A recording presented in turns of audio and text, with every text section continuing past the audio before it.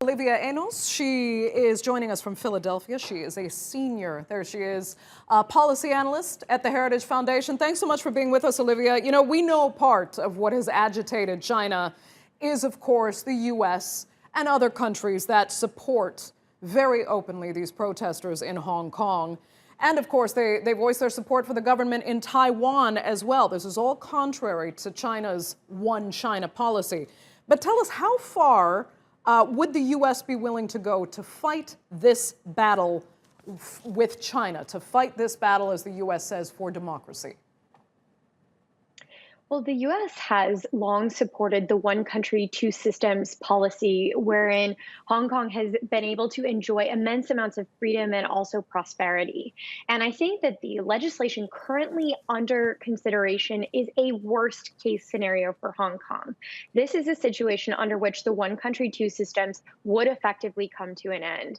I think the U.S. all throughout the 2019 protests made it very clear that we support peaceful movements that would press for democracy and would seek to safeguard the fundamental freedoms and liberties of average Hong Kongers.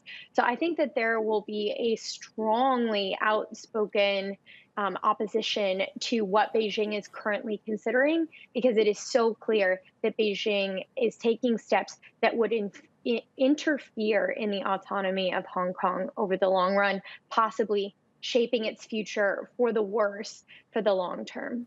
And you know, there's also been mention, though, on the more cynical side, that the United States is trying to use this issue in Hong Kong and in Taiwan as leverage of sorts in its negotiations, trade negotiations specifically, with China. What do you believe might be at play? You know, I think that the US has had a long-standing policy of promoting freedom and human rights, and that policy has always been values-based. I think in particular, the free and open Indo-Pacific strategy that the Trump administration has undertaken requires that values be a critical component of our engagement in Asia, in addition to our economic priorities and our security priorities that are, of course, also relevant. My hope is that the US will take a very strong stand, because I think if we hope to continue to have allies and friends in Asia that share those values of freedom, and if we hope to have the ability to engage economically with a prosperous Hong Kong, I think that we will stand on the side of freedom and arguably on the right side of history. Okay. Well, in the meanwhile, the U.S. and other countries that argue this, they do have a case, I'm going to say, you know, in supporting a seat for Taiwan, for example, at the WHO. President Trump has been mentioning this often enough. Taipei is one of the world's rare success stories in fighting the pandemic, yet they're not allowed to participate in WHO meetings because it is contrary, again, to Beijing's one China policy, really. So would there be a way to perhaps include Taiwan at that level, the way the U.S. is suggesting, without offending China? Or is that just impossible at this point?